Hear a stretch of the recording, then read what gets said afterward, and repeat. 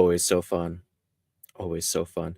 What's going on, everybody? How is everybody doing tonight? Welcome to the Farm of the Forbidden on my channel. Yay! So, first of all, sorry about the delay. We have conversations going, and of course, we love to talk to each other, so it happens. But anyways, guys, thank y'all for coming. And let's start getting folks up here. I'm gonna go in order of how the show goes. So first of all, let's welcome our buddy Magic. What up, Hello. Broham? Hey, How's it going? I'm doing great. How are you? Better than I deserve, man. Right. I feel that. Yeah, I definitely feel that. yeah. Well, that's cool, man. Let's see here. Let's get this other fella up here too. Once he stops adjusting himself. All right. What up, Tom? Hey, hi, Hey, how's it going? Tom. I feel like a corpse warmed up in a microwave tonight. I woke up literally 15 minutes ago to be on the show, and now it's time to go. Well, Yum. we'll just call Microwave you corpse. Big Mac. We'll call you Big Mac tonight. Cool. I really enjoyed seeing Magical with a nice goatee on the intro there. That made me laugh very hard. I didn't expect that. Thanks, Jim. Did you like yours?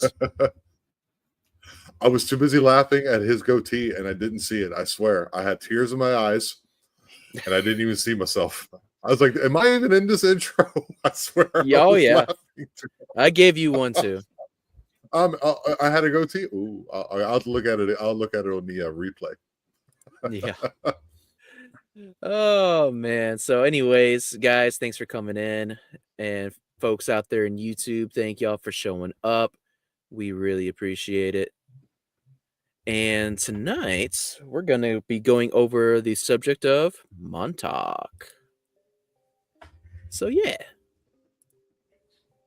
Did you guys have some fun researching this? Yeah, it was fun. It was different. Yeah. I didn't do much research. Tom's he's a busy fiddler on the roof. He's been very busy. I know it's wrong, guys. Is that enough? Is that enough to know? Is that enough?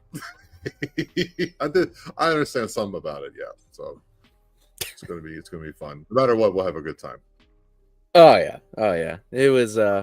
It was interesting researching this, man, because like I found that there is just so many rabbit holes to just dive down. Like this thing is just so interconnected. It's fascinating. It's fascinating. You know? Yeah. Sandra, we always have homework. Always. It's always homework. Lots and lots of study. We try to get familiarized decently with the topic before we, just come up here and word vomit to everybody. We try. Right. Yeah. So oh my God, speaking of which, did you guys see that Lord and Taylor is coming back? Who? Lord and Taylor. Who? The oldest retail chain in the country. Oh my God. Anyway, I saw that while I was doing research. Never mind. It's just like, they're almost 200 years Lord, old. I thought you were gonna say of the Rings or something. I have no idea who that is. Yes, the Lord and Taylor of the Rings is the oldest retail chain in the country. Yes. Do they sell Hobbit weed? Oh, Frodo shoes. They sell, Hobbit weed and Frodo shoes. But wait, hobbits don't wear shoes. Oh no, he froze! Wait, hold on. Get that. Hey. I don't think it works that way. He laughed himself into oblivion. Oh no. Okay. It's Well, that such was an unexpected. interesting pose. That kept happening last night on my show too, with a lot of disruption. So it's starting already. It is a perfect shot. You know, it's definitely a perfect shot. Phone time. Let's get my phone out and take a picture of that real quick. Oh, yeah. Well, I'm curious as to Got it. where our other person is at now. Yeah, we might be having another guest come on tonight, guys. We're not entirely certain on that, but it's possible. Yeah, we're hoping for that, but yeah, I'm not really sure what's happening there yet. And then there were 2, and then there were 3, maybe. I think it's gonna be one of those episodes where I kind of blink in and out of existence. Yeah. There's Tom and Tom. Wow. Oh, I was just curious to see if it would do that. I was getting worried. All of a sudden, I'm hearing like the Brady theme song going on in my head. Interesting, because that's definitely not what I'm playing. Lots of interference again tonight, like last night. Again, we're doing this all over again. It's all about last night. You know, it's while we're on the subject, it's definitely not what I'm playing. Sorry. That tickled me in a very specific way. Interesting, because that's not what I'm playing. Always happy to tickle your tisms, Tom. Oh my god. Oh Lord. Okay. Anyway, sorry everybody. I know we're going somewhere with this. Yeah, we're really going somewhere with this, right? Yeah. Well, you know, it's interesting, the serendipity of it all. Like, I chose this subject. You had him on last night, right? That was last night. Yeah. You had what's his name? Yes. Michael Cameron. Michael Cameron. Michael Cameron. Yes, you had Michael Cameron on. I looked through my YouTube feed and I saw a bunch of folks actually did this subject within this week, and it was like, what's going on here? This is kind of weird, you know. So I guess the goal is for us to be the culmination of it instead of the attribution to it, right? Well, it's very interesting that all of this is like this is the hot topic going on the same week that the drone thing is going on, to the extent that it is. I found that very interesting. I've been looking. I got a little confession to make. I've been looking more into that. It's just wild, man. That's what I've been into. Trying to figure that out. I don't know if it's real or not. That's all about. I have no idea though. Right.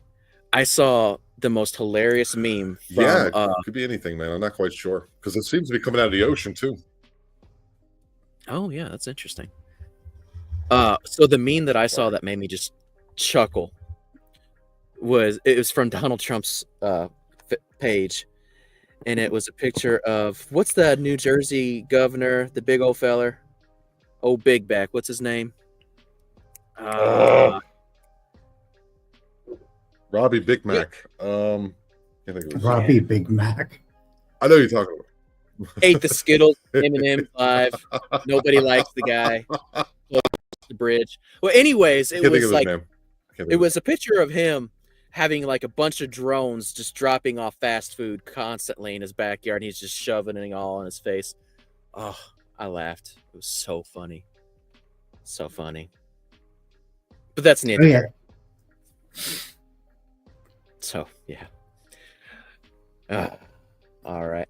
Well, guys, the subject material for the night is going to be the Montauk Project. And as we alluded,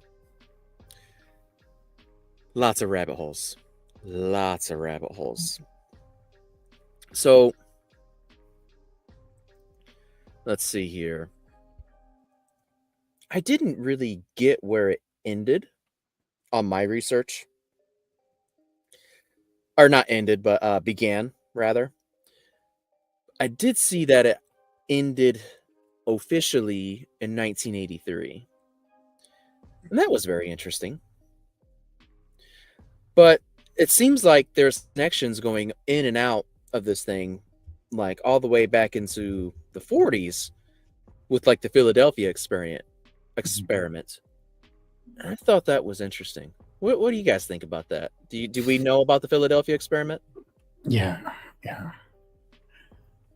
Okay. To be honest with you, like my understanding of the Philadelphia experiment is, of course, they try to chalk it up to be a hoax. It aligns with some of the things that Montauk was trying to perform as far as time travel and that sort of thing. It was definitely. Yes. There was one office, I believe. There was a ship in the river or something, wasn't there? Yeah. There was one place that in particular there on the base that was specifically set up for, I guess, and used for World War II. But after that, it was just, I don't know. There was some weirdness with that. I do remember that. Yeah. Yeah, it's very interesting. Like the Philadelphia experiment in and of itself is like an entirely fascinating rabbit hole with essentially covering a battleship covered like in Tesla coils, turning them on, it going invisible, as well as basically, well, with some people that like jumped out of the boat, they ended up popping up like in a different time. There was also like reports of people that were like becoming one with the boat, like melding into it, and that's weird. That's very weird. But the interesting thing about the whole feller jumping off the boat, apparently he ended up becoming Al Bielek, and that's the guy that has a lot of information on this. So I found that to be really neat.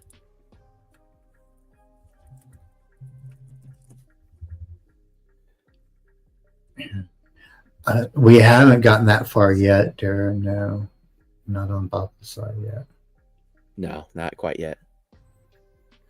We're getting maybe there. We'll see. Anyways, good to see you. So yeah.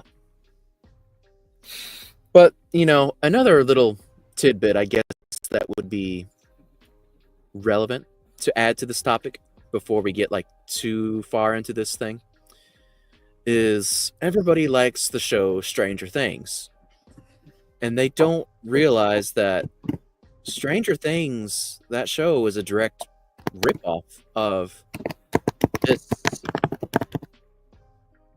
document. The Montauk Chronicles. Wow, that was super loud, bro. What happened? What did I miss? You wrote a message and we all heard it loudly. I'm sorry. Yeah. The way I have like things set up tonight. Yeah, the way I have things set up tonight, I don't have my wireless keyboard hooked up. Let me see if I don't want to do that. Yeah, I do. No, I don't. Never mind. Go ahead. Just ignore the strange guy in the upper right hand corner. This one here. Ignore this person. That guy? That guy. Okay. You got me laughing. Okay. You guys are on fire tonight. Bruh. Okay. Look, after digging into this and having a very intense week, like, it's probably a good thing. Otherwise, I would probably be an emotional mess right now. This was one of those topics that, like, I broke a couple of times last night in my own show talking about this stuff. And there's times when like Michael, thank God, he's able to pull me back in when I have those moments. But good Lord. Yeah. Rough. Yeah, for sure. It gets really rough, man, and I'm doing, like, That's the juicy part of this, and I really just want to go straight there so I can be like, start channeling my inner Alex Jones and wake up, people. Like, I want to do that right now with every fiber of my being. But the good news is that I probably won't have to, because we have somebody that showed up. So, oh yay, yes, oh yay. So everybody, welcome to the stage in a minute. And yeah. Hi guys. What up, bro? Cool. Hey, how you doing? Hi. Good. How are you? Thanks for inviting me over. Thanks for coming over. I'm sure it's late over there. Yeah, it's about 2:51. Yeah, it's pretty deep in the day. How are you, Tom? Wow. All right? Oh. So definitely thank you for coming on, because I was concerned that late notice you wouldn't be able to make it, but we do appreciate it. I definitely appreciate it, because like I said, last night got kind of intense, and thank goodness we balanced each other out enough that you were able to pull me back a few times from that abyss. So yeah. No, right. He's not from Alabama. I had a few technical problems. That's why I'm a bit late coming in as well. The computer seems to be, flashes off and on all the time. So, interesting. Normal for us. Cool. 4 p.m. in Germany. What's up? Wie geht's, Alter? Sandra Deske, wie geht es dir da in Deutschland? Was geht denn ab, Alter? Yes, I speak. I said, what's up, old person? That's how they say it in Germany. It's like, what's up, dude? It's like, what's up, old person? That's the German slang. Sehr gut, danke. Okay, was ist los? Oh, we have a lot of people speaking German. All right. Everything's fine. Sorry, guys. We don't want to get 9 is incorrectly written, but sure. It's N-E-I-N. The number what 9. A grammar Darren, Nazi. it's N-E-I-N, my friend.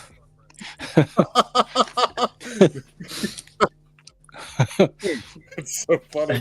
Speaking of grammar Nazis, can we have yeah? Can we have subtitles for that, Tom?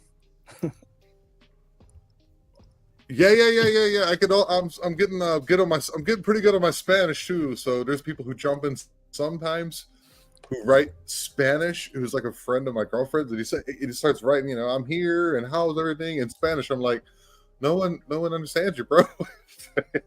I understand a little bit, but that's fun. 4 o'clock. It's 4 o'clock in Germany, and you're on with us, Sandra. Yeah. That's pretty cool. I mean, like, this is how you spend your Saturdays. That's awesome. All right, cool. Glad you're here. Well, theoretically, still waking up, guys. There. Sandra's with me. She's an item with me. Night owls. All right. Oh. Yeah, right. we're it's like that. All right.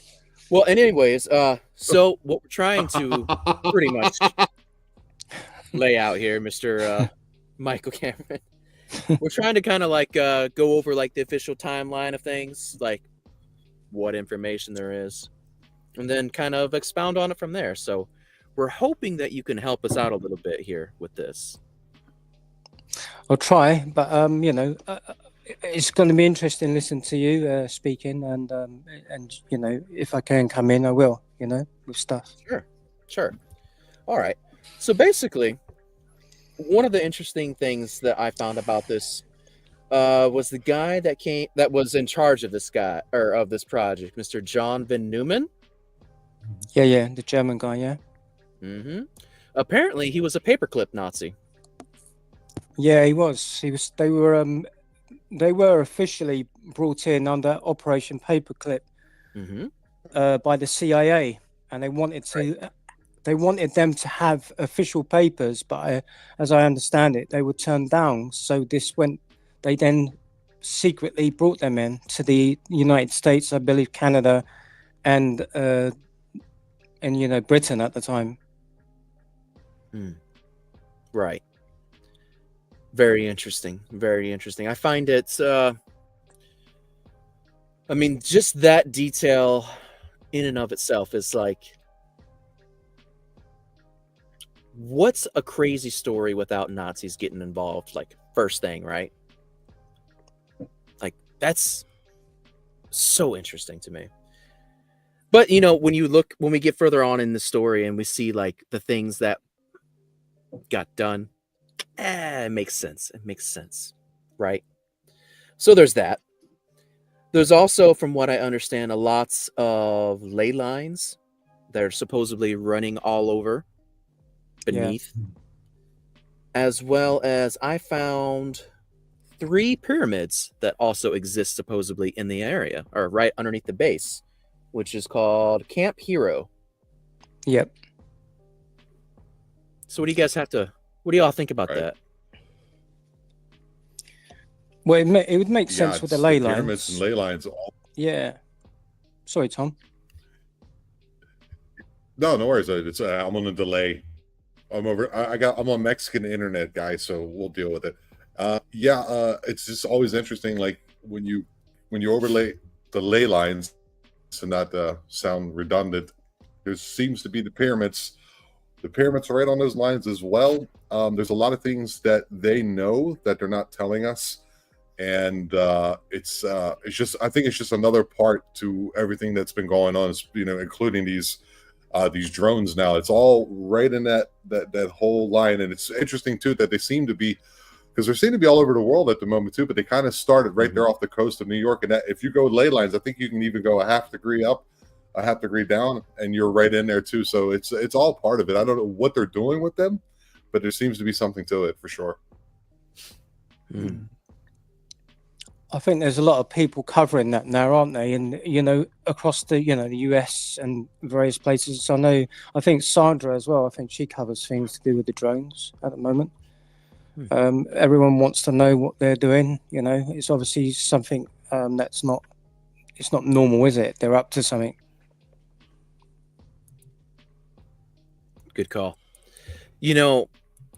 As far as that goes, like the whole paperclip angle and all that, like it seems to me like, well, when we look at what the Nazis were into, besides all the other craziness, but like they were really into the occult,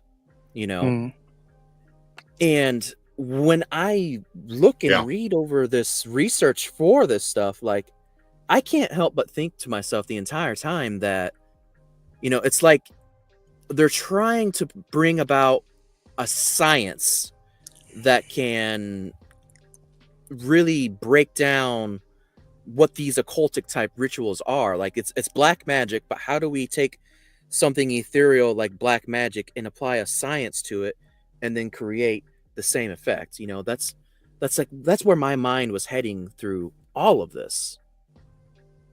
Wow. Well, the scientists, like von Braun, they were very much into eye magic. They're all part of this.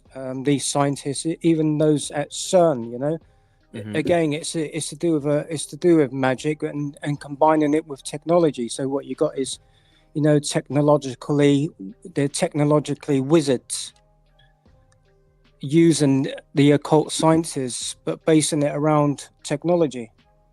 And this is, a lot of the time what we look at as mysticism and things like magic, it is actually high levels of advanced technology that they are using. So they're basically, they're piggybacking off of the occult that's run through the centuries in various places, in different times, especially Egyptians. The Egyptians, the Nazis took a lot of the information from the actually ancient mystery schools in ancient Chem in Egypt. You got this in the Egyptian, the Egyptian Book of the Dead. There's lots of things in that book that shows you that they actually put a lot of emphasis on mind control. Right. Right. then you have the whole weirdness in Neuschwabenland, or New, I don't know how they say it in English, but it's they got Schwabenland, which is a part of Germany, and then you have Neuschwabenland, which is in Antarctica, and you right, and you know the all the pyramids down there they're supposedly exist as well on the other side of the ice wall there, and then you have you have the whole Eisenhower thing and Operation High Jump and just after to reach out through all of it. It's pretty wild. Right. It is very wild. Yeah, you know, it's so interconnected, man. Like it, you know, and if you keep on reading everything, I mean, the similarities too of everything that's linking back to like 20 and backs and stuff like that, like that's so interesting. I mean, just the name of the fort itself is Fort Hero or Camp Hero, right? So it's like, how can you say, hey, this is a place that we're trying to create super soldiers without saying this is a place we're trying to create super soldiers? Right. Yeah, speaks for itself, doesn't it? It kind of does. It kind of does. I'm speaking with somebody right now who has repressed memories of being.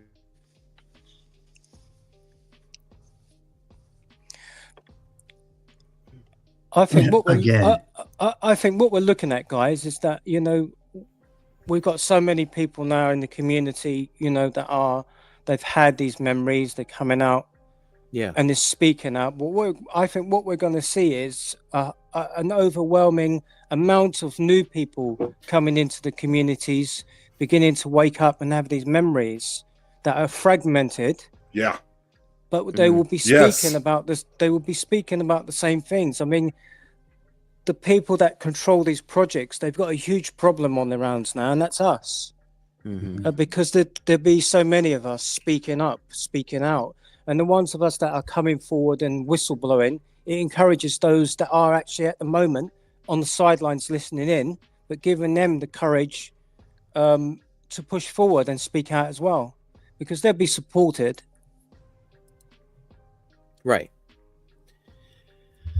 You know, go for it. Because, you know, you'll hear someone say something like, you know, advanced weaponry on the side of Mars and all this stuff, and you just like, it's so much for the average person to take in. But when you start hearing it from multiple sources and those sources start matching up, when they start saying the same things, then you start have to wonder in your mind, you know, these people are not, you know, conspiratorial talking to each other on these backwaters, you know, just to try to trick the rest of the world. These people are really having these things happen to them, and we need to listen. That's for sure.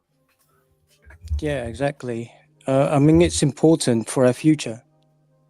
Very much so. Very much so. Definitely. Yeah. Yeah. What do you think about it all, Magic?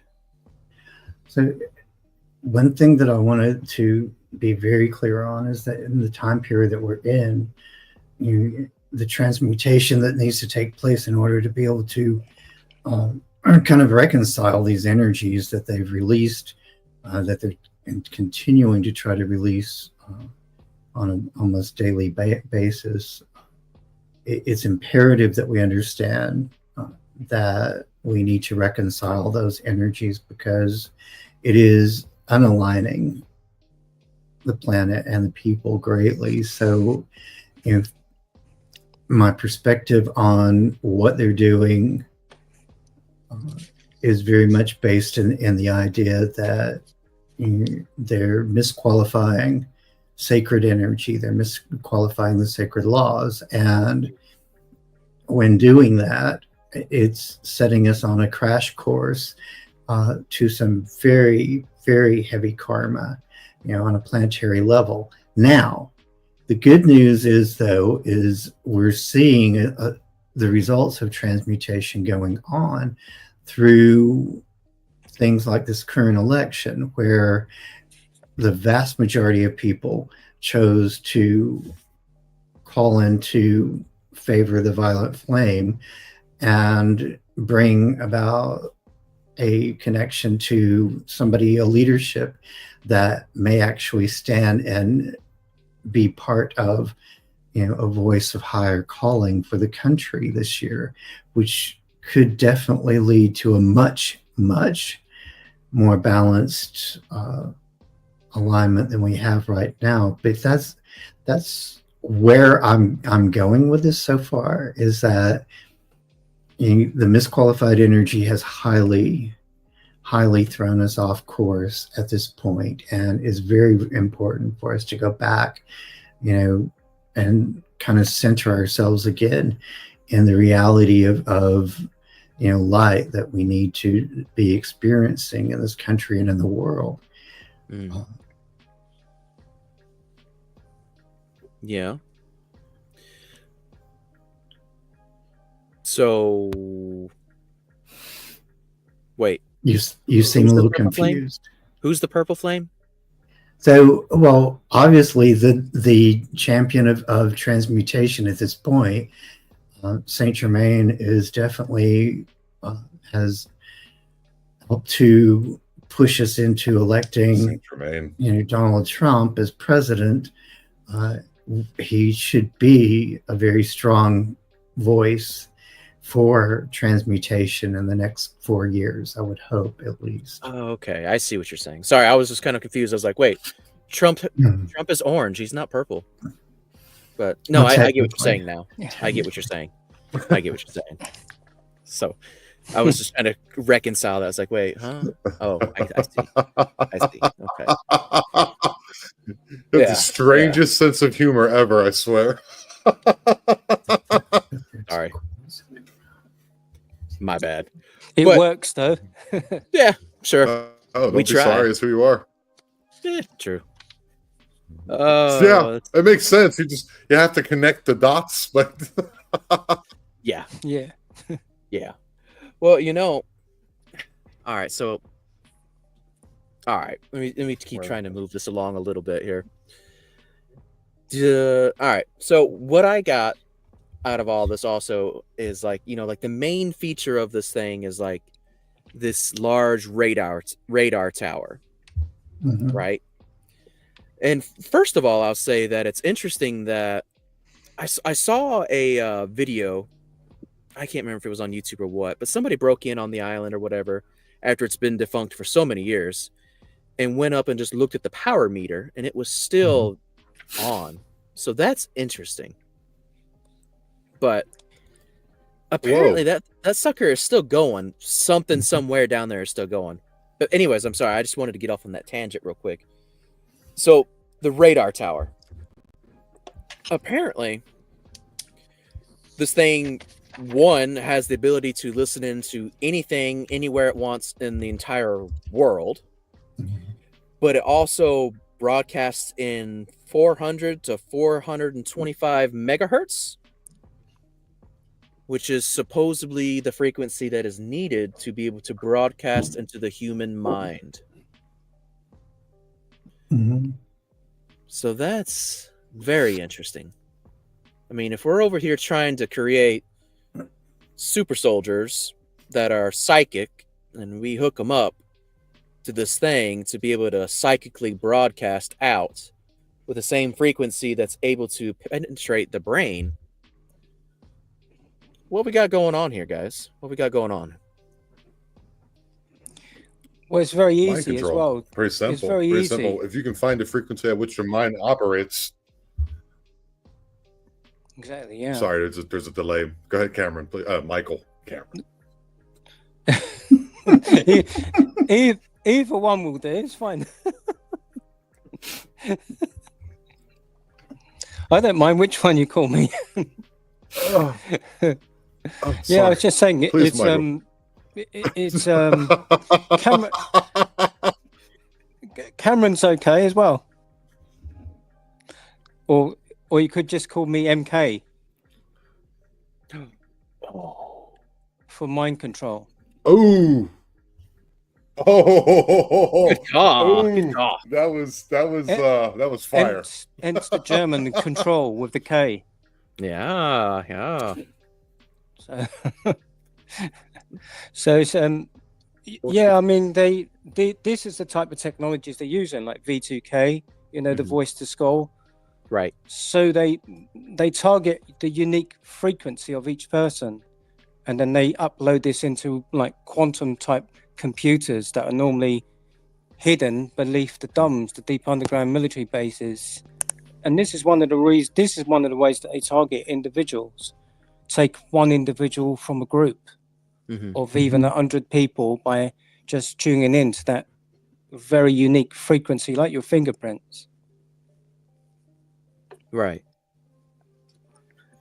You know, it would make me wonder, though, like, wouldn't the frequencies of each individual person, like the way their brain works, wouldn't it be like a spectrum? Like, how would you find the right frequency to hit on? You know what I mean? Like, it seems like there's a lot of variability into that, and I find it very interesting. I mean, the whole spectrum of, like you said there. It's kind of like a tuning fork. Yeah. You know, where you kind of. Damn. Yeah, it's like they direct it at the person, and then like it takes us. They'll figure like, oh, okay, and then they're probably watching you somehow. There's some type of surveillance. They zap it in there, and they see if it's working, and they can just kind of fine tune it from there. And then once they got it. So. Yeah, I think it's just like a tuning thing. Interesting. Well, and there's so many ways now for them to watch us. I mean, surveillance through all types of devices. We literally carry, we don't even leave home without our phones. God forbid we leave our phone in our car or whatever. And, or, you for lack of better judgment, sometimes leave your phone in the bathroom stall or whatever. I mean, we immediately start panicking. Where is my phone? So, that device alone is, a key factor in being able to link right into our lives on a daily basis, everywhere we go, literally. Right. It's a good call. Yeah, I mean, I guess you could probably use that to pinpoint somebody in the modern era. No problem. It's just in that time, well, I mean, like the numbers of everything gets me hung up a little bit. Like doing that in 1980, that's one of those things where it's like, how? Because, well, granted, I understand the saying is the military industrial complex is 50 years ahead of us in that time, whatever. So technically 50 years from then is last year for us. So there's that. But the other thing is like the computer room, like I know, Magic, you and I both watched the tour, right? And the large computer rooms was kind of like, wow, I can't believe those old school things were able to do apparently what they could do, like that was interesting. But I don't know if you caught this or not, but there was also another interesting aspect to it. And I think it was either the either the names of the computers or the room name itself had something to do with LeVay. Did you catch that? I really didn't catch that. There were several things going on with that video that was very distracting to me. Yeah. It would not surprise me that there was a connection to LeVay with that at all. Right. Well, I found that interesting because I was like, okay, why anything to do with computers with LeVay?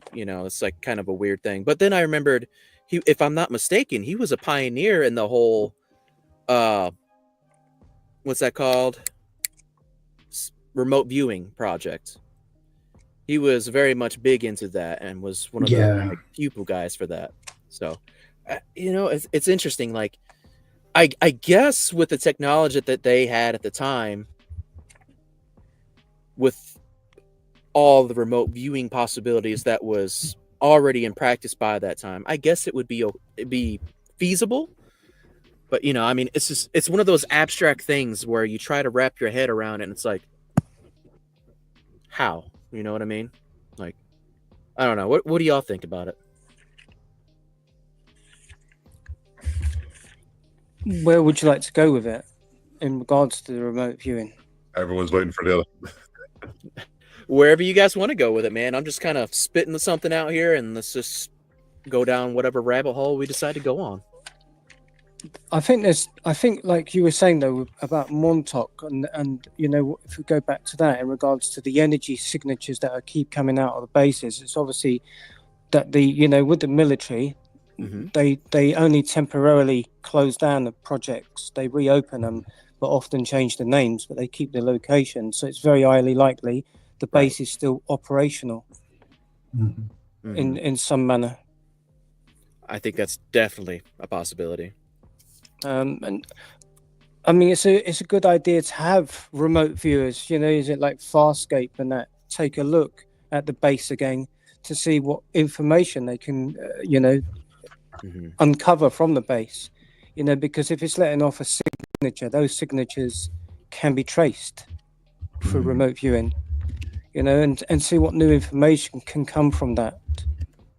Because if the base is operational again, it means that the projects have taken a different a road. What with new technology, and what else is going on there? Are they still carrying out the same projects as they did in its beginnings before it actually, closed itself temporarily? And if so, what projects are they involved with, and is there any human elements, especially children, involved? Yeah, that's the big question. That's good call. Because as I said to Daniel last night, these to get extremely conspiratorial. I'm so sorry. I have such a delay, Michael. I'm trying not to cut you off. I hear it, and then I'm sorry. It's not me, dude. It's not me. Trust me. I normally have good timing. It's one of those wild rides tonight. But to get extremely conspiratorial, I would say, I'm not a scientist by any means of the word, but like, what do you think about all these 5G towers and the frequencies they use in that? If they can just take that and just send a message to those towers, and then you can just send it out over a frequency that touches more than just one person individually, then what you got there is some type of more invasive type technology that they can use. That's probably what's going on. Very interesting. Oh yeah, on a collective level, yeah. It would take the whole remoteness out of the equation, I think, because one, you've got to have 5G wherever it's at. But yeah, I don't see a good reason why not. I mean, there's no reason to me why, you couldn't theoretically broadcast whatever signal you're trying to do digitally and then have it link up through 5G, since we are all connected digitally each and every day. Everything that's broadcasted now is all digital. AM, or well, not AM, but FM, all the TV signals, all the cell signals, it's all digital. So why not? Well, because they need that, don't they? This is what they want. They want us all to be keyed into this specific technology, and and this is one of the reasons what they use to create surveillance on us. When I was speaking to a Kruger Andler programmer, he said the same thing. We use assets, technology which surrounds them in order to create interference, attacks, surveillance, or a means to get to them. And this is for people that are in the project. So what about people that are not in the projects? Right.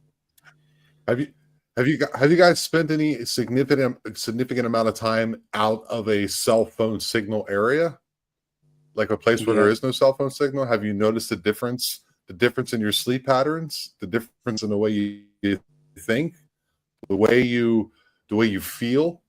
I got to be honest with you. For me, it's very distinct. I've seriously noticed the difference because where I sometimes go, where I live on the backside on this ranch, it's in a bowl, and there is absolutely no cell signal in that area. And when you sleep much better. And if they can have us on some type of like a frequency in which it makes you feel uncomfortable, and then makes you itch to look for the next thing. Like I think that's what it is. I think it's more of a like it's more pervasive than it used to be. I think back then it was more like directed, and now it's more like overwhelming, like overarching. Yeah, I see what you're saying. Definitely. I mean, if 5G was what's being used to direct these signals now, then I would say, yeah, that's 100% likely the case, right? Yeah, most definitely. I mean, Even 4G. Sure. Yeah. Yeah, all that. I mean, it being free of these particular type of signals, you know, it will probably have a lot, like you said, Tom, calming effects on people, be less anxious, because obviously these type of technologies creating a lot more fear in people. They're bringing out this anxiousness, you know, even bringing out a lot more of our emotions that are, you know, that are not as balanced, and maybe making us more angry. Certainly in the world, I mean, recently, people in the world seem a lot more angrier than normal. You know, you could put it down to, you know, everyday life, but it seems people are getting angrier for the littlest things. And, you know, if we could see, you know, the energy around us, you probably will see that from 5G, that this is creating this wall around us that is, you know, activating these type of emotions. We're also not set up to have so much information.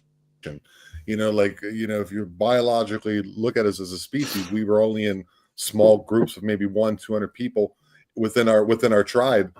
And you didn't know, like, it's like, you know, in the 1940s, you wouldn't know if something happened on the other side of the world instantaneously. But now we are constantly bombarded by all this negativity.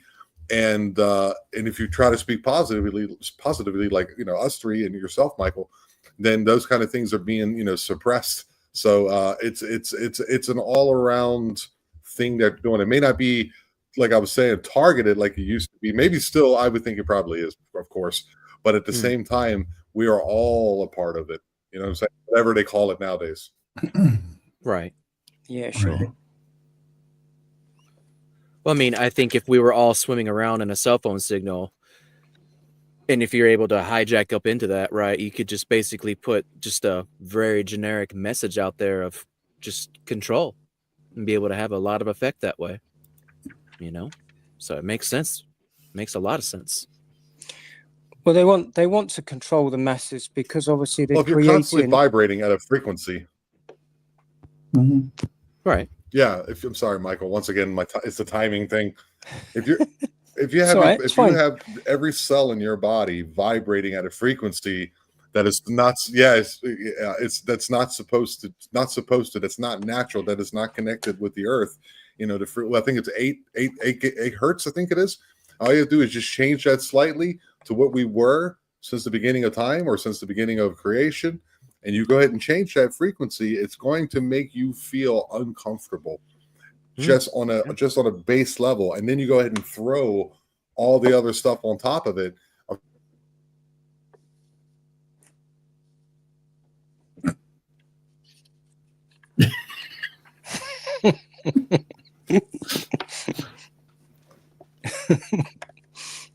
I mean, he's right though. I mean, seriously, you know, it wouldn't take much. I mean, just a little bit, just enough vibration to like just irritates you just enough to just get up underneath your skin and just bring that baseline of nervousness and, you know, anxiety up. That's all it would take.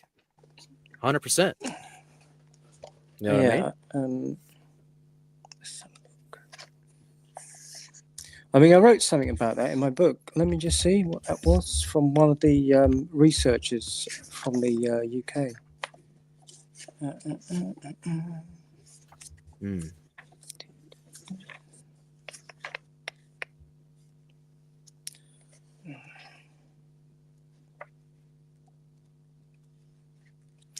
I mean, they want to create this mass mind control, you know, over the population, so that they can then bring in the future that they want for us, rather than a future that people choose for themselves. You know, a lot of it is to do with the transhumanism future, creating the biological machine and combining it with technology. Right. What is that? The oneness factor that they keep talking about?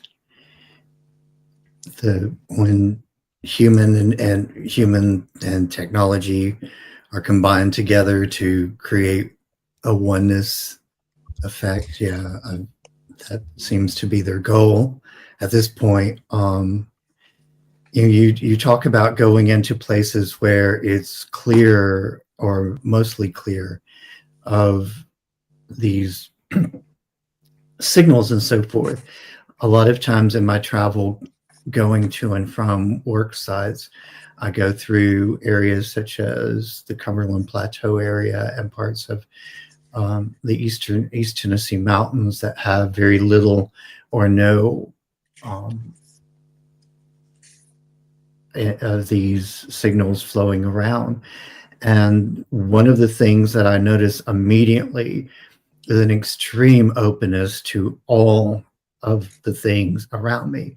And by that, I mean, like by the time I get into Sparta and some of those areas and heading toward the Cumberland Plateau, I'm literally bombarded by telepathic messages from cryptids and other creatures, just like boom, boom, boom. And they're all like, hi, I'm here. I'm glad you're here listening to me.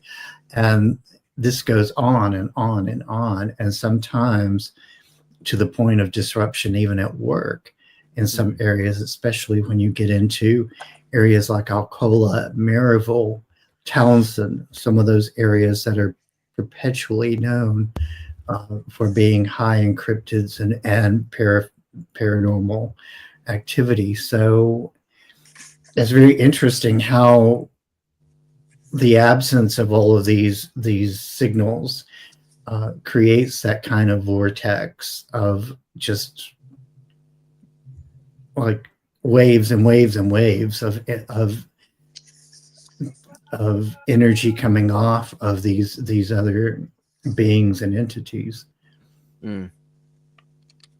Yeah, it's interesting how that works. It's all it has a lot to do with frequencies. I find that very fascinating. We're not talking about porta potties tonight, for sure. I promise you. It's code. Last time we said it without code, we had I know. It was horrible, actually. But it was relevant. I had to bring it up. Was it though, really? Yeah. I mean, yeah, something came out of a porta potty and shut down the base. So yeah, it's relevant. Yeah, and there's okay. What Jim, what are you talking about? What came out of the porta potty and shut down the base? Mr. Hankey. Bingo. Mr. Hankey. That's a good call. Porta potties is the term that we try to use sometimes when we want to say port holes, because sometimes if we just straight up say the word, YouTube has a way of cutting the feed for you guys, and we can't tell what's happening on our end at all. So we try to use some coded words. So sorry. Porta potty. Yeah. You could say potty talk. Sewer slide. Yes. It's a good way around it, isn't it? It is. It's sad that it has to be that way, but it is. Which is insane. I know, right? It really is. So I guess if we can start broaching onto that subject, because I mean, technically, if we get to the crescendo and us just kind of jumping on whatever, that would probably be helpful, because yeah. So from what I understand, as far as the whole creation of said super soldiers and psychic super soldiers, a lot of times to bring about these multiple personalities and whatnot, basically a lot of these unfortunate children, because it seems to always be children, they are tortured, basically, both physically and emotionally and naughtily. And that is the most tragic thing about this whole story to me. You know, like,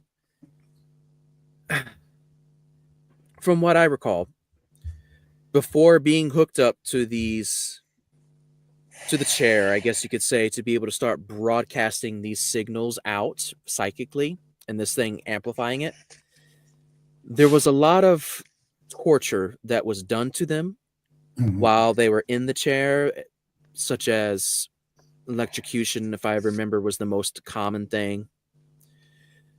And, eventually, that being said, that ended up being like the thing that messed up one of the little ones. I don't know who it was.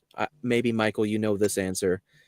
But the one, like, during all that, eventually, I guess it was too overwhelming, and this child, its pain and whatever ritual that they were basically scientifically trying to recreate to be able to do this, opened a rift, and some kind of a creature came out, not unlike the whole Stranger Things story. The difference is this monster, apparently this monster just went ape crap all over everything and started wrecking havoc. And it was apparently the entire reason why this space was shut down in 83. Did I get the overview of that generally pretty correct there, Michael? Yeah. Awesome. Okay. So So first of all, you guys out there in YouTube land, think about the amount of pain and suffering that would be even needed to do that. Can you even imagine? And this is in 1983. Obviously, it was happening before that. What are they doing now? And that's kind of like the thing that I want to, press on to everybody is like, we like to think that all the craziness and all the wildness happened in the past and now everything's pretty hunky-dory, but it's not. It's not at all. So, I mean, many of the children that are used in these projects, they have the ability themselves to open up portals. This is one of the highlights and one of the features in the children that they select. They have in their genetics, in their DNA, the DNA is tested at a very young age to determine what it is that is held within the genetic markings of that child. And they have the technology now to look right back into your ancestry. They're able to pinpoint 100% who you were in those past lives, what skill sets you have, and how best we can use them. Right. But a lot of the children do have the ability to naturally open up portals, because you've got two types of portals around the earth. As an example, you've got the natural ones that are naturally created, and you've got ones that are intentionally created using technology. And many of the children in the SSP, and the super soldier for what I call the futuristic soldier program, often are involved in time traveling projects that involve, not only going through, stargates or jump rooms, but they're used in order for their abilities to create open and close portals, or even being in control in some ways of these portals as guardians for for those that control them. I think at Montauk, they did open up this portal, but this particular creature was created intentionally by those children, then adults, to make to create havoc, to create chaos in the base, to stop what was happening. And so they used, with the technology and the mind of the person, you know, sitting in the chair, they were able then to pull out, you know, maybe from a different dimension or a part of that person's own subconscious mind, that pain that was created in the child, to then materialize it in the base in real time. Because we know that Montauk is not, it's not just a physical construct, is it? Because of the technology, and especially from the tower, the radar tower, it's being able to generate a specific, in a way, a specific frequency around it. You know, and in a way, like push open portals all over the place. Right. You know, this might be the reason also for the sightings of specific creatures around the base. Maybe they're jumping from one place to another into this timeline, like an open door, because now they've punched holes in the fabric of time, and it's got a little bit out of control. Just a little. Maybe they can't control a lot of. Michael, what would you say? Michael, what would you? No, it's just, you're fine. What would you say to the average person who is skeptical of this, who would say, "Oh, you guys are just, you know, you're just rattling the cage here, and you don't know"? How would you? Well, I know it takes a bit of, you know, to understand this stuff, but what would you take? What would it take to convince somebody who is skeptical of such projects? I mean, the thing is, I was saying this to Daniel last night, you know, in regards to any one of us that are speaking out publicly and talking about our experiences. You know, people outside of our communities, I think, are more prone to this type of thinking, is, you know, that it is far-fetched, it is, you know, bullshit or something like that, or, you know, but I'm not really critical of those people, because it's their opinion.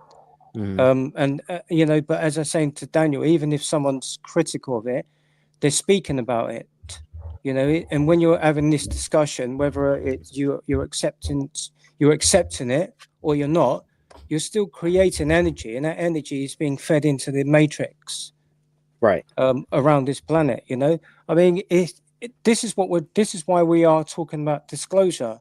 So in the community, you know, as I say, I speak about my experiences and what I've had. I'm not really trying to convince anyone, you know, that I've had them or not. People can take from it what they will. But one of the things that I would say is that somebody, you know, I won't say the name, but somebody in the super soldier community who is heavily involved in the, you know, whistleblowing and so forth, you know, somebody attacked him the other day and said to him, you know, you're on the platforms, you're talking a load of bull, you know, but, and you need to show evidence. But the thing is, this is why we call it, this is why the projects are concealed behind national security, because, you know, a lot of the stuff we talk about doesn't, for the average person, officially exist, because they can't see it. It's not broadcast out there on, you know, on the, you know, the from what they listen to, but or the, you know, the literature that they may read, and so it's a little bit far removed from them, especially if they're a lot of the time left-brain academics that have been, you know, have lived their lives under this delusional script. But the thing is, though, you know, it's right. This is why it's called secret. This is why, you know, that's why, like the occult, hidden, it's hidden. But this is why we are pushing forward for disclosure. We're trying to get, even if it's in small steps, the powers that be, or somebody within the network that is kicking out, that may, you know, may want to get some information out, even if it's just a little thread, a little bit, you know, it will lead, you know, we're trying to get this information out, so everything we're speaking about is coming out in small bits of information, so that, you know, and if we present a lot of the information, if we go too far down the rabbit hole for the average person who doesn't know anything, it will blow their mind. They won't be able to handle it. So we have to assimilate it. We have to give it to them. You have to do it in baby steps. Yeah. You have to do it in baby steps. They can then take it in. But I mean, they don't need to just take, you know, our word for it. There is a history behind this. we got MK Ultra. The CIA come out and they did admit that MK Ultra existed. So if you go from there, but people outside of our communities, they don't always want to do that. They don't want to look. But then if you don't want to look, then don't step into the kitchen and throw your pots and pans at us. And while you're doing it, make sure you guys don't ever watch the Super Bowl. Turn off your radios. Turn off your television, because the occult is just splattering their imagery all over the place. And another thing, exactly. And another thing, though, Tom, is that we're putting ourselves out there. We're showing our faces. We haven't got nothing to gain from that, and so we are in some ways we're putting ourselves out there, and people will have a go at us, and they will, say we're talking rubbish and this, that, and the other. But sometimes people do that when they're just afraid of the information as well. And I've come across people that are involved in the projects and programs, but they're not at that stage yet where they're ready to accept that the experiences they're having, the flashbacks, the triggering, these fragmented memories are actually what is actually happening to them. Something unusual is happening to them. They're not willing to walk down that road yet. And so that what they will do is they will attack those that are, because it safeguards them and protects them from what they in some ways already know. Yeah, it puts like a layer of protection. It's the thinnest veneer of disconnect that they cling on to, I guess. You know what I mean? Yeah, so it's and you often find that. I wouldn't say it's for everyone, but there will be some people within those that are attacking or saying it's this, that, or the other, that still have those experiences but are not ready yet to open the door. Right. And explore it. So they will attack, and it is a natural defense. Right. 100%. Junior. I've heard of Junior. Interesting. Yeah. Yeah, actually, I ran into something about this Junior. Now, I don't really know anything about it, but I know one description I heard about. Thanks, Michael. Sorry, that was fantastic. Thank you, Tom. So, all right, did you guys? What? First of all, what did y'all hear about this Junior character? Because I don't believe this entire note that I've got right here. So, what do we know about this Junior character? What have you heard about it then? The information that I saw pretty much described it as like a Bigfoot or Sasquatch looking thing from what I watched, but I feel like that was also the name of one of the kids too, and I'm kind of confused by this, so maybe you guys could enlighten me a bit.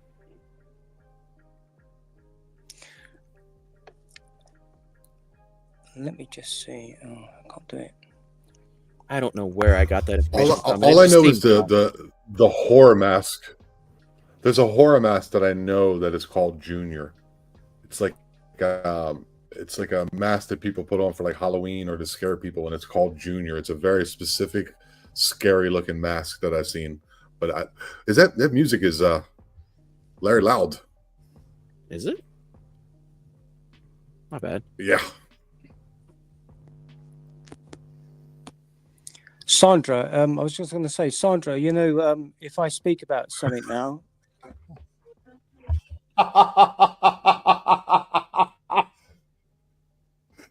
Darren, that is messed up, dude. I'm not stealing from McDonald's. There's not even a McDonald's here in town.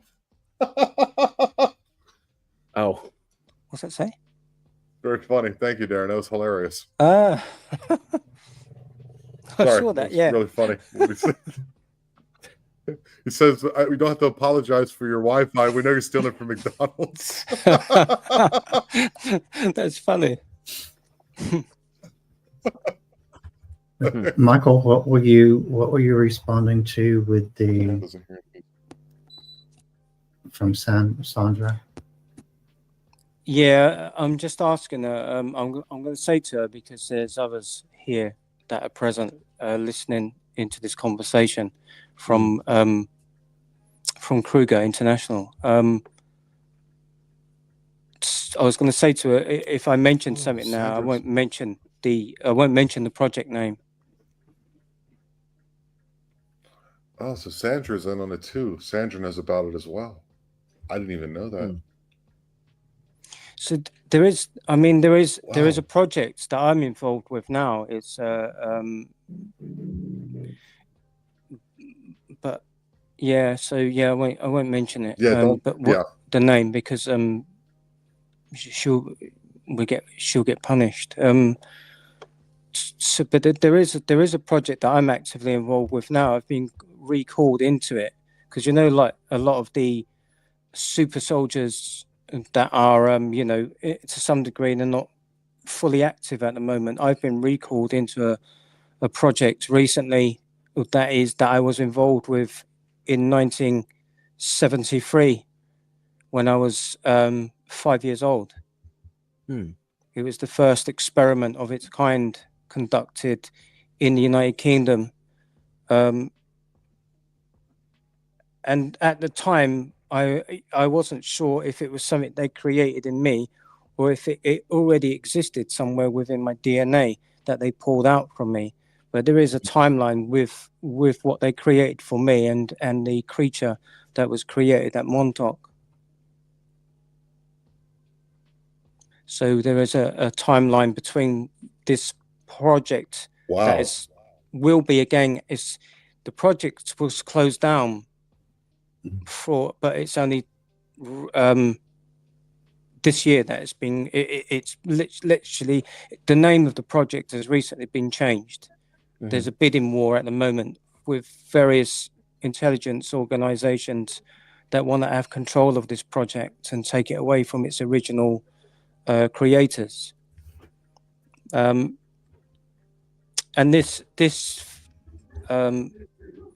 this creature that they created with me, I can do this in the physical. It was a physical project mostly. But it's something that at the moment I've been threatened to come back to. And I've been told, even with Daniel last night, I was warned to keep my mouth shut about any of the project names. Right. They were like, I spoke to a British handler, and he told me under no certain terms you can talk, but don't mention any of our project names. Especially the one that I was talking about now. I was going to tell Daniel the name of it last night, but I was warned, right. Keep your mouth shut, so otherwise we'll start coming for people that you know. Right. So is this more of like a DNA splicing type thing with whatever critters they get to come through the portals or porta potties rather, to like start splicing in DNA to create some kind of chimeric that they can control? Or is this more of an Avatar type situation? They lost the control. Initially, I was involved in the project between the ages of 5 and 10 years old. The first parts of the project was unsuccessful because they took me to a place where they literally I was nearly dead. And they were putting in various new types of like serums and stuff, which was it didn't have a good effect on me. They were using, like you were saying before, electric shock, right? But they were actually using very loud type machines to create a trigger sound that would activate this particular creature within me, and they call it crashing the plates. That's their term for these machines. So I was taken to a military facility, an underground military lab, which was actually hidden below a warehouse, an industrial abandoned warehouse. Right. And the site was overseen by the British 22 Special Air Service, SAS, done Overwatch, along with military police red caps and some civilian police, to protect the base from outsiders. But it was actually an abandoned warehouse. So if, the only person, I guess, what would go into it or around it would be, children that want to mess around, teenagers, or down and outs that wanted somewhere to, lay their head at night. But the base was it was created during World War II, in actual fact, and they built there. It was like a munitions factory in that time, and they built Spitfire planes for to fight the Germans. And then the warehouse and the area around it is owned by the Ministry of Defence, the MOD, still to this day. And many of the local people in the area don't even know what the base is. What happens there. They may see. It's still there, but the base where this experiment took place is now abandoned. Right. But eventually, the project was a success, and they were able to achieve what they wanted to achieve.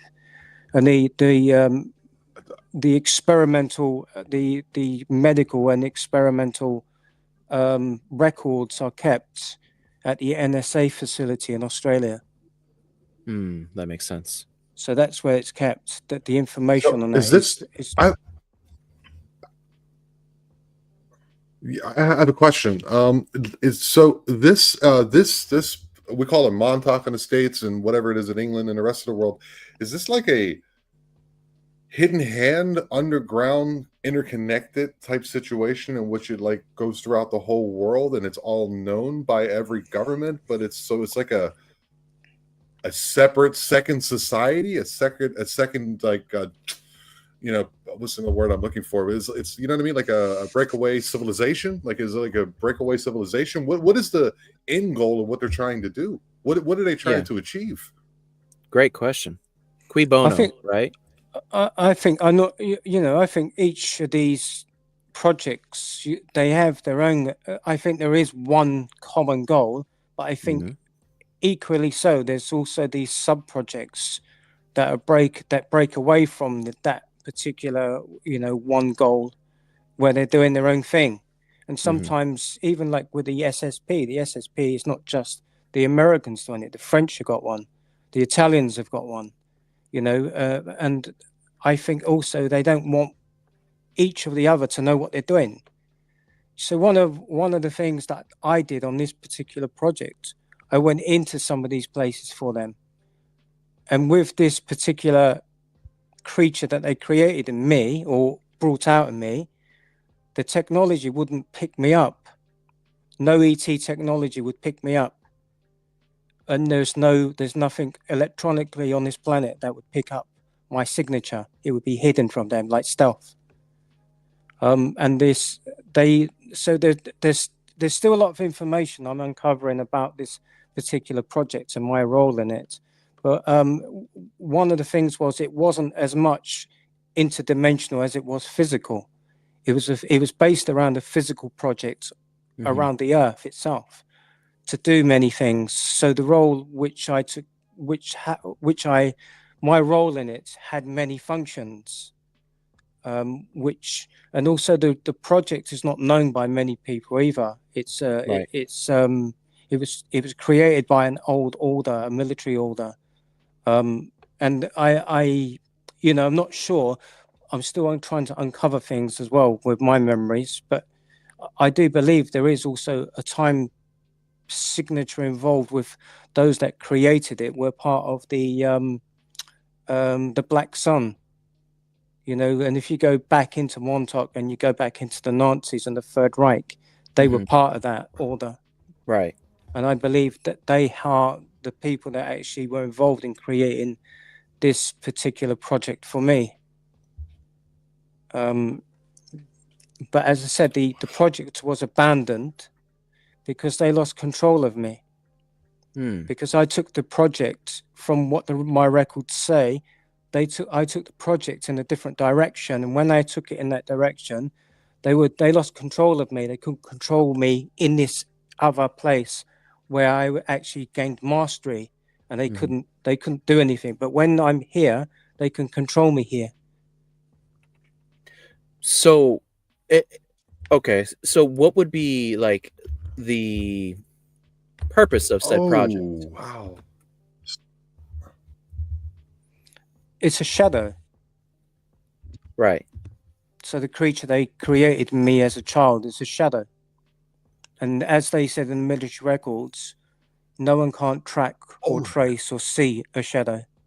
So what that means is I was able to go into any place, any location, and not be seen because you're a shadow. And when I did actually, my God! So when that's what that is.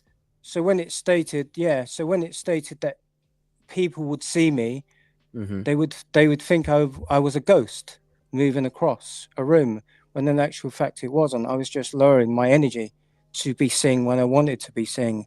But as I said before, they didn't actually create it in me. They found it in my DNA that I had this ability to do this. And then they looked for a way of extracting that from me, but not only extracting it from me, because I wasn't aware of it. I didn't know. I didn't have that memory of that I had that in my DNA from whatever time that took. Where was it naturally created me somehow? Was I a creature like this from another time in the past? I don't know. And I haven't got those memories yet. I'm trying to understand myself, my role, and but I don't think they did create it. I think they brought it out of me in the same ways that the gentleman at Montauk brought the beast out, or Junior out, to create havoc on that base.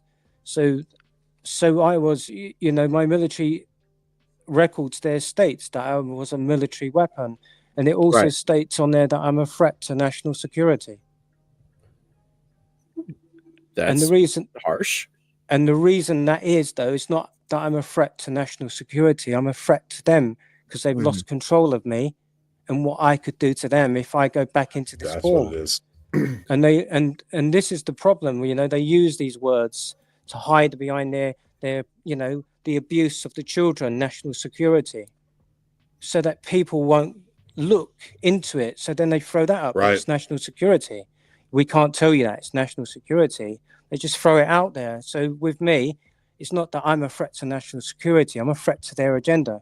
Because I've been involved in this project, like all of us have. If we begin to become aware and start to understand and start to put them pieces together, we're the biggest threat to them, because we hold their secrets. We've done things. We've seen things. We've been operational for them.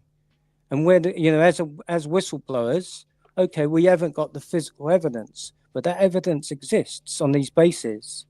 We just need to push to get some of it released. And it's going to be difficult because no government wants to admit to the fact that they've actually been kidnapping and trafficking children for these projects. Of course not. The optics of that would be terrible, right? Of course, yeah. I mean, the normal person, they have families, they've got children, it wouldn't be acceptable to any normal human being, let alone anyone else, that people were actually, if people understood, as I said to Daniel last night, the horrificness, the horror that goes into creating these altars in the children, and what happens to those children is in sometimes worse than what an adult will experience on any battlefield on the earth. It's totally different, because we didn't have a choice to go into a recruitment office when we come of age. We were taken as children and forced into these projects. So this is the difference. I mean, and obviously it's bad enough when you're an adult and you've got PTSD, but imagine a child that has DID, dissociative identity disorder. This is affecting me on such a profound level. Sorry, Tom. This is affecting me on such a profound level. I didn't know all this. I know, no, man, no. This is more about you. It's just that I didn't know this. I knew we had one discussion about the beginnings of things, but I didn't know all this about you. So this is a lot for me. It does explain a lot of things, though, doesn't it? Doesn't it explain, like, for example, like children with imaginary You know, like when they have an imaginary person they're talking to, it could be what you're describing, or Hat Man, or certain ghosts, or certain things that happen. This could all be some type of dark military project. I never even considered it. It's just blowing me away right now. But remember what you said though, Tom, about there was something on one of your feeds, and you were talking about, I think it was Bigfoot, and you said it looks like he's going down into an elevator. Do you remember when you said that? Yes, coming up. Yeah, it was coming up. So how many of these creatures that we actually see? Maybe some of them, I'm not saying all of them, but maybe some of them are based around military projects. Maybe it's all connected. Maybe it's not so much that they're coming from another dimension, but maybe they're coming actually from here. Yeah, it's so interesting because I was our good buddy Harley Owens. He was in the woods with George Lunsford, and Harley seen, they went squatching or whatever. Harley seen it, and he goes, "It's right there." And George goes, "That's just a shadow." And then he walked towards it, and then it just like ran out of the shadow, and then it was visible, and he like ran after it. It's just so many things are now like clicking in my mind. Like it's certain things are now starting to coalesce in this, and what we all do here. This is so it's like I'm getting an energy import, a download at the moment of what this is all, what all this is happening here. I mean, if we were to extract from each one of us now in here, you guys, from your DNA, I wonder what they would find. I mean, come on, because we're not just here now. We've been here a long time. Each and every one of us in the chat room, we've been coming backwards and forwards to this place, and probably God knows other places.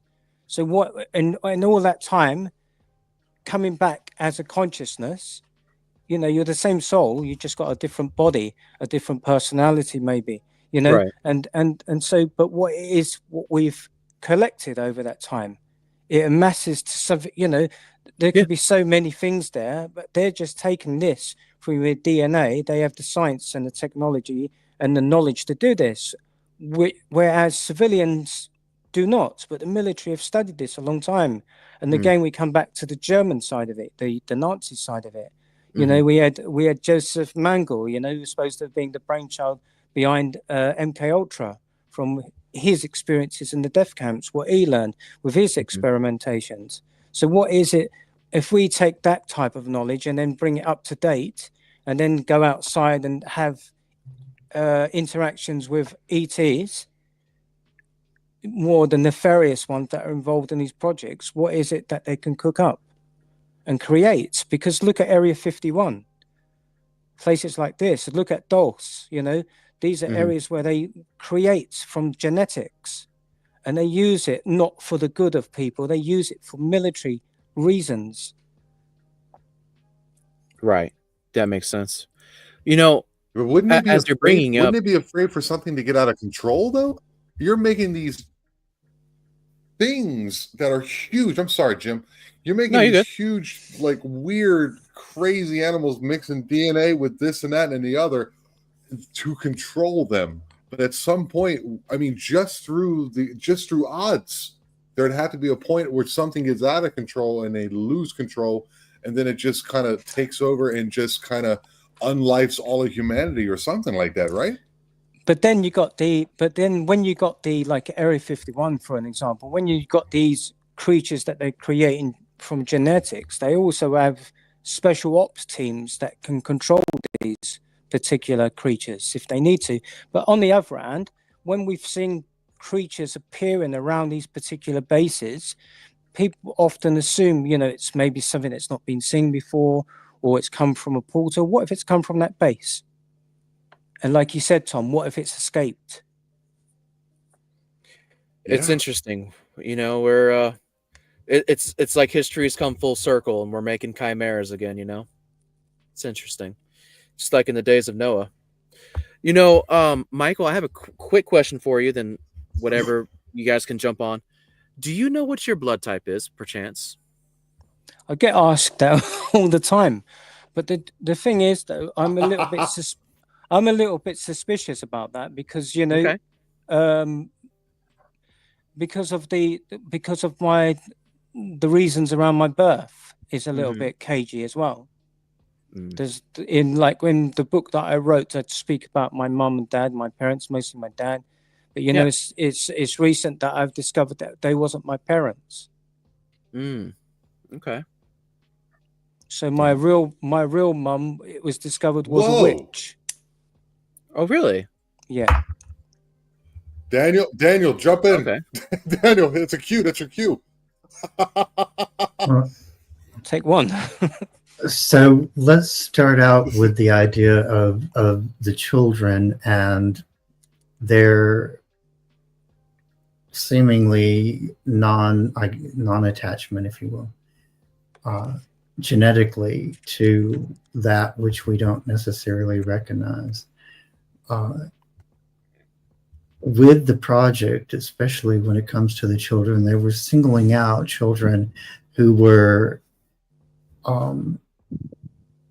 if you will, not of this world in a sense, children who had the ability to and understood fully the concept of co-creation and was able to manifest and co-create quite freely that which they chose to do. And a lot of times when you find these children, when you find these people who have the ability to fully manifest, to fully co-create and understand the importance and the equalness with Creator, you possess someone or a person who has the great power to be able to bring forth things that normal human beings, quote unquote, would not be able to do. They call into being that which is almost fanciful to many people. The concept of unicorns, for instance. Unicorns we find documented at least 5 times in the scriptures alone, were actually a living, breathing, blood and flesh creature at one time, manifested and brought forth by these co-creators. Now, one might say that these co-creators, these children, are what we now call the Nephilim. However, there's some misconceptions even with what the Nephilim are.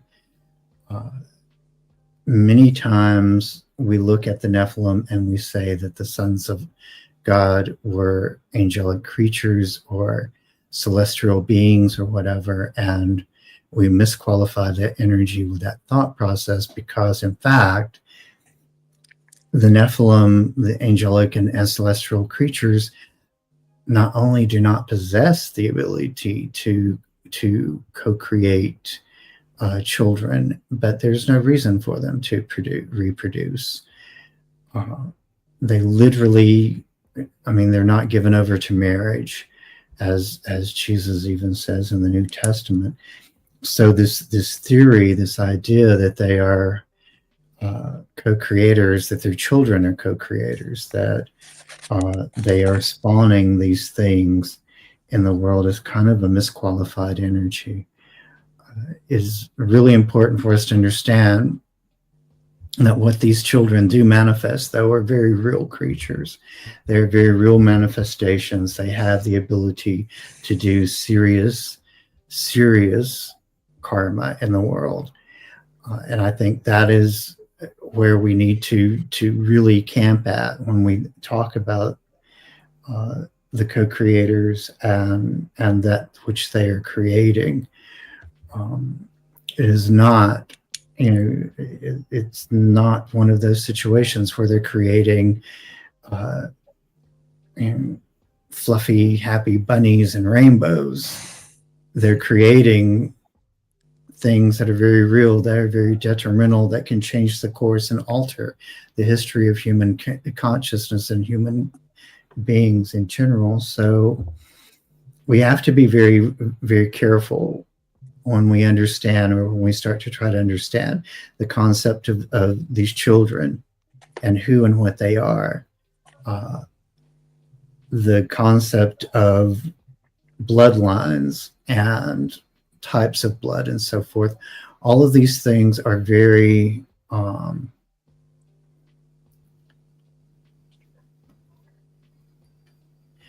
all of these things are concepts very real to the human, but at the same time, our understanding is on a very fleshly level, and we're dealing with things that are not just flesh, but beyond that.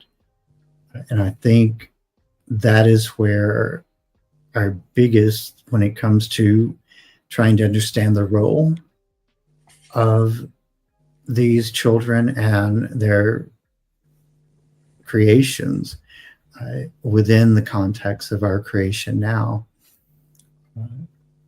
But yes, when you talk about the, you know, Michael's mom being a witch, you know, there's some questions that come to mind with me on that.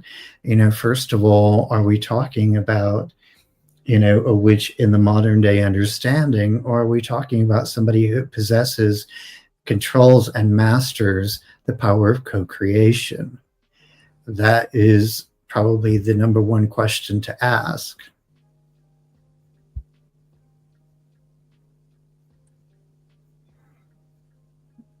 Yeah. Well, from, you know, I didn't know my original mum, Sue. I was brought up by the parents that I had. But what I can understand from it is that she was she had abilities. The abilities were removed from her. She was actually taken into a you know, what would be now a military psychiatric unit, where they kept her until she died. And what would be I guess my original dad, he was in the military special forces, and he actually vanished from the face of the earth, and it just disappeared and was never seen again. So I'm still trying to uncover facts about that, what happened.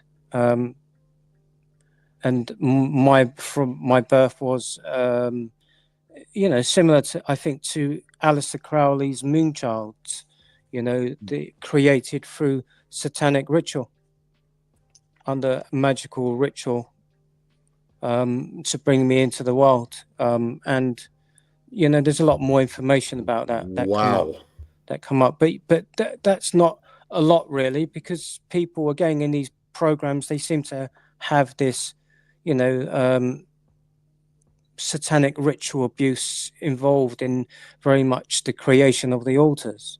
Mm-hmm. It comes up with everything, doesn't it? Yeah, it does. Yeah, you're right. You're right. Very yeah, interesting sure. link. And again, you know, we got the, you know, I'm pretty sure, like CERN, the scientists there are involved in all of this type of thing. You know, opening up their portals there. You know,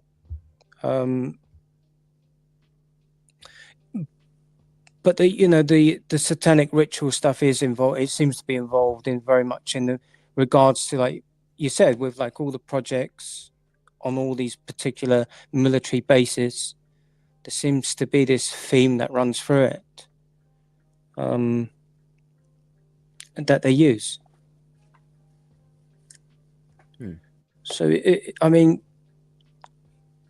it's not. So it's not really out there. It's not really like a, you know. It's just something that they use. Mm-hmm. Again, you know, this is something. It's very hard for me to, you know, to put my head around some of it as well, because it's, you know, when you think you know, you grow up in that house and these are your parents, and then you realize they're not. But then to top it, you know, to make it worse, is that you got all these other unusual links coming up. It's hard enough for a normal child to understand maybe later on that they've been adopted and that the parents are not the parents that they thought they were, and it's not always a big deal because, if they're, loving towards you and good, that shouldn't be a huge problem. But everyone wants to know where they come from. And they want to know, True. But on top of, as I said, on top of that, you find out your mum was a witch and your dad's something else, and then you're involved in all these rituals, it's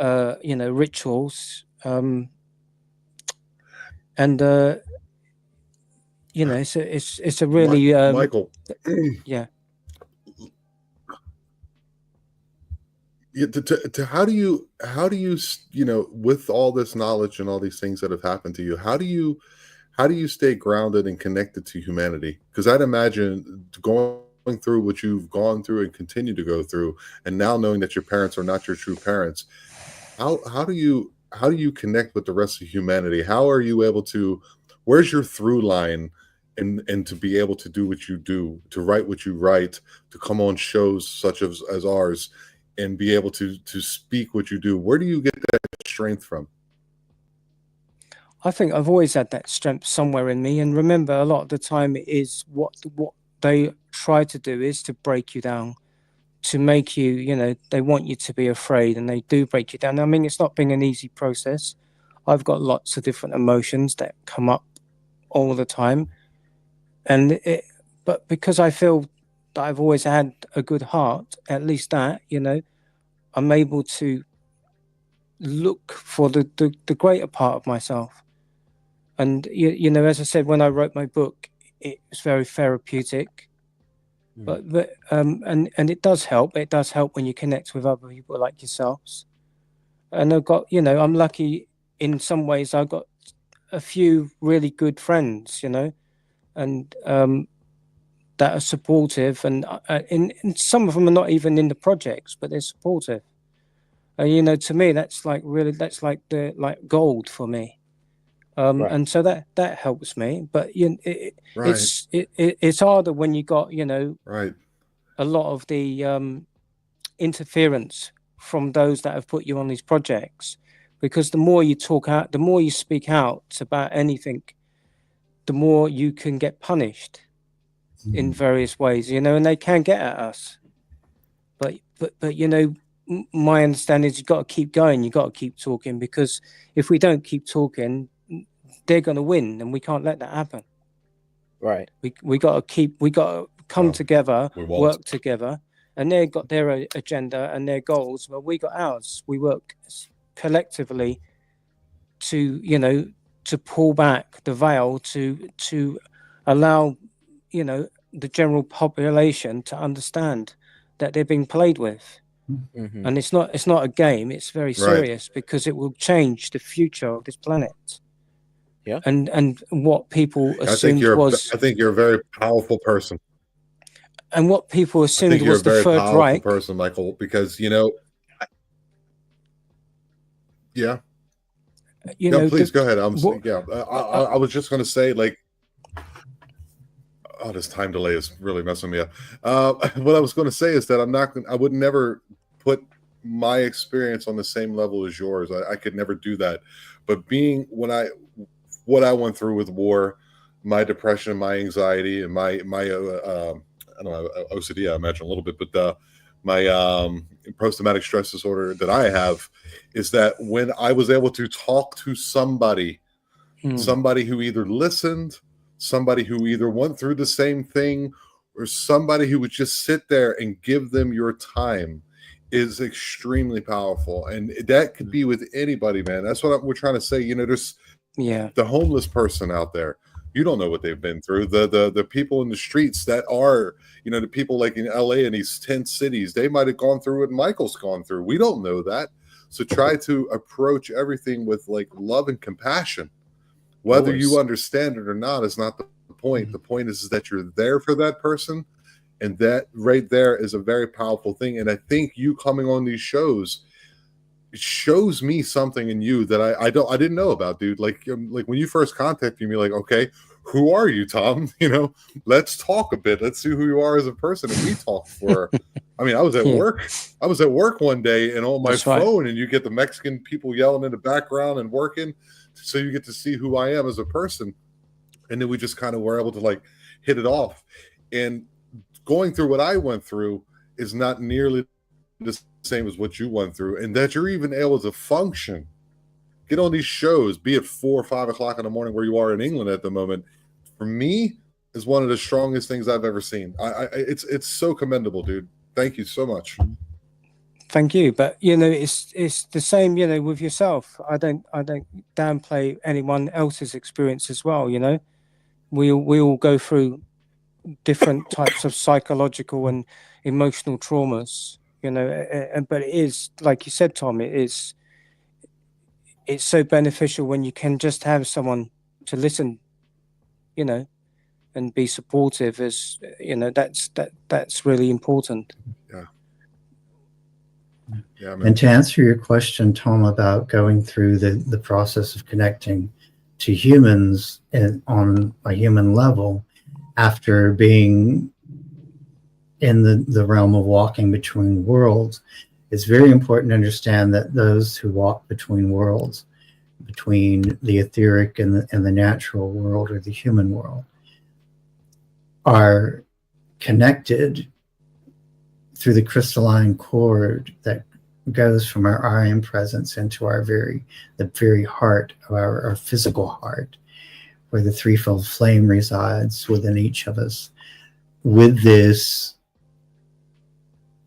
and with connecting with our Christ consciousness, our higher consciousness, we're able to connect again to the human and the human realm. It's through this and through, again, transmutation, through calling down the tube of light, the violet flame, and building this connection of threefold flame, that we're able to connect to the human and to be able to connect to humanity. Otherwise, there's a disconnect and a discord that happens. Our 4 lower bodies can take on a negative energy. They become grounded in a very almost heavy, toxic manna. And this is energy that we have to go back again and transmute and elevate the vibration of, in order to be able to raise our energy again, to be able to ascend back again at some point. But again, it is through the threefold flame and the Christ consciousness that we connect to the human. Meaning of transmute. Transmute and transmutation. Change in form, nature, or substance. Change in form, nature, or substance to raw material is experienced transmuted in the stars. Okay. Sorry, I needed that because sometimes you use very big vocabulary, and I want to make sure that I understand your message. I feel it. You know what I mean? It touches me, but I want to make sure I understand on this level as well, as what you're saying. Definitely. So that is how essentially we connect and stay connected to the human. My eyes have been so open. All right, dude. Yeah. Wow. Fantastic. I'm ready to go to war, gentlemen. Are you guys ready to go to war? I'm ready to go to war. I can't have this happen to my people. You guys, everybody. I can't. I'm sorry, dude. There's this innate sense of injustice in me. If I see anyone being unjust, I want to, I don't know, man. I feel this very physical feeling inside of me that I do not like that stuff, dude. And like when I see someone like you, Michael, you are the epitome of a true soldier of light. And be that, my friend. Be that, because that's what the hell you are, dude. That goes for you, Jim. That goes for you, Daniel. And that goes for myself. You are a soldier of love and light, dude. And that you can do what you do, like knowing what you know. Because I didn't know all this about you. And I watched a little bit yesterday because of, it was, a bad cell. Just like today, bad signal. Welcome to Mexico. But that is what we need to be. That's what we need to be. we need to have a little bit of laugh about it too, guys, because it's what also can humor, when it comes through death and things like that. It also helps us so very much, and I just it's just so amazing. Like so many things that you've told me today have made so many more connections in my head, and dude, it's freaking amazing. They're amazing. Yeah. Thank you. I mean, but it's good to have a laugh as well, isn't it? Within it, breaking it down, because some of the topics can be really heavy as well. So it's good. Like I said to Daniel, it's good to have that laugh as well, to break it up a little bit. Yep. I have to. Oh, I have to. I'll throw a fart noise in anytime necessary. I didn't hook up the soundboard tonight. Oh, missed opportunity. Yeah, that's your job. Yeah. I know. Well, guys, listen. All right. It's been fantastic, and I think if nothing else, I feel like we've scratched the surface of this a little bit, like enough to make people start asking some questions and like really start, being hopefully awoken a little bit and start realizing that there's some pretty heinous crap that goes on out there in this world, and you need to be aware of it, and you need to start doing what you can to bring about change, because it happens every single day. Absolutely. There you go, baby. Yeah. So guys, sound like you're over there talking. You're over there saying my through line. You're over there saying my through line. What? Yeah. Be aware. We are the eye. We are. Thanks for the shameless plug. Appreciate it.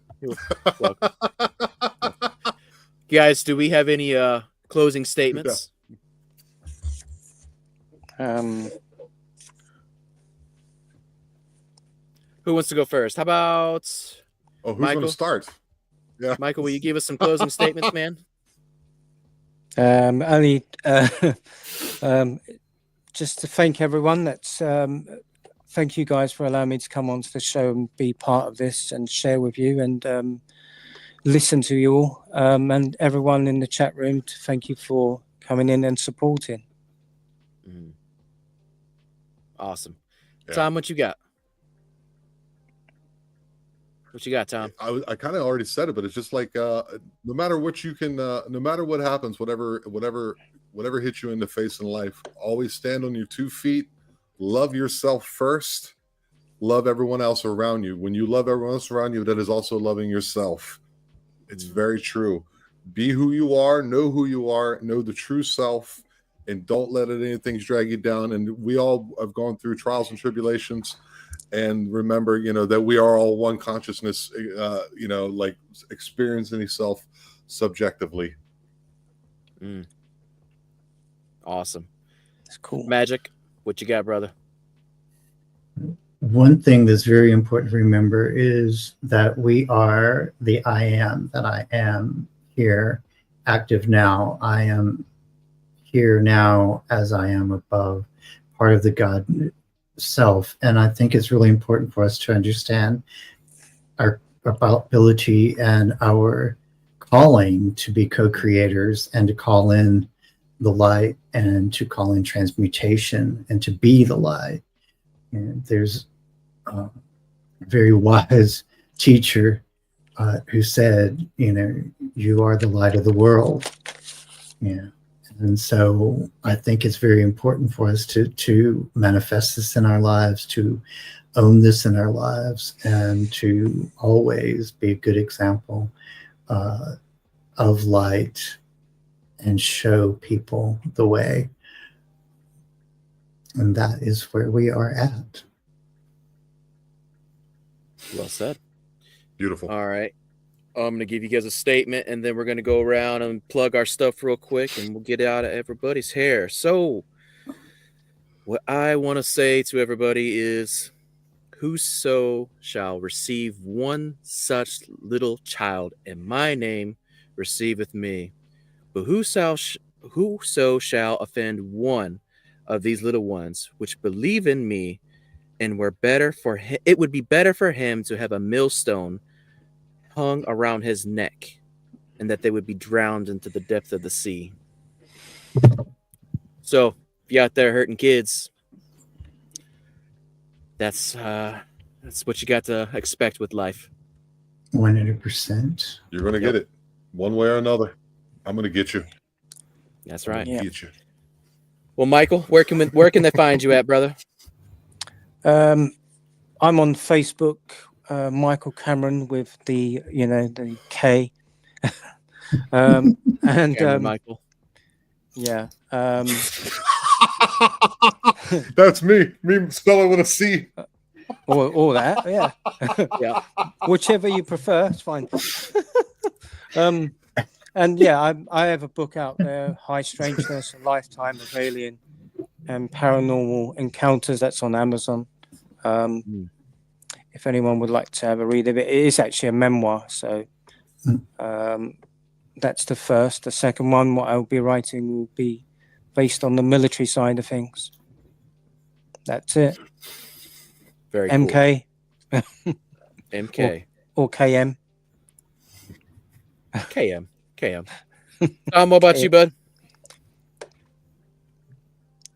Yeah, the Eye of Jupiter. You can find me on YouTube. Go ahead and like and subscribe to the channel. You can find me on Rumble. You can find me on Facebook. You can find me on Twitch. I got a live recording every Wednesday. This Christmas coming up, I will not be doing a live record. I will be a premiere as well as New Year's Day. I will be having on the wonderful. He was on tonight, Darren Franks.